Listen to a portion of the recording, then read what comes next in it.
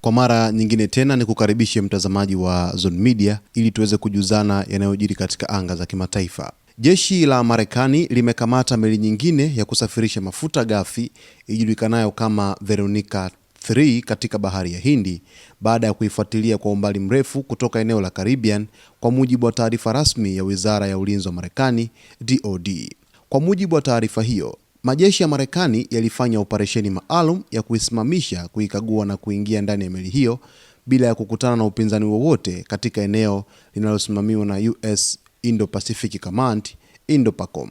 DoD ilisema meli hiyo ilijaribu kukwepa agizo la karantini lililotolewa na Rais wa Marekani Donald Trump ambalo linazuia meli zinazohusishwa na nchi au taasisi zilizo chini ya vikwazo kuendelea kufanya shughuli zao baharini. Tuliifuatilia meli hiyo kutoka Caribbean hadi bahari ya Hindi. Ilijaribu kutoroka lakini tulifanikiwa kuifikia na kuisimamisha, ilisema sehemu ya taarifa ya DoD.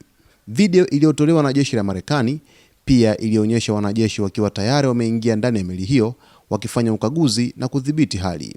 Kwa mujibu wa tovuti ya kufuatilia meli duniani, Marine Tracker, Veronica 3 ni meli ya mafuta iliyosajiliwa Panama na ilionekana katika bahari ya Hindi kusini mwa Indonesia kabla ya kukamatwa. Taarifa za awali zinaonyesha kuwa meli hiyo ilitoka katika bandari kuu ya mafuta ya Venezuela, nchi ambayo imekuwa chini ya vikwazo vya Marekani kwa muda mrefu.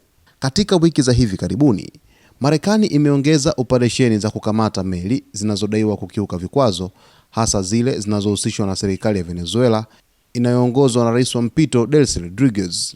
Maafisa wa Marekani wamesema kuwa operesheni hizo ni sehemu ya mkakati ya kuzuia usafirishaji haramu wa mafuta na kuhakikisha utekelezaji wa vikwazo vya kimataifa. DoD ilisisitiza msimamo wake kwa kusema, bahari za kimataifa si sehemu salama ya kujificha. Kwa njia yoyote ile, nchi kavu, anga au bahari, tutawapata na kuhakikisha sheria inatekelezwa.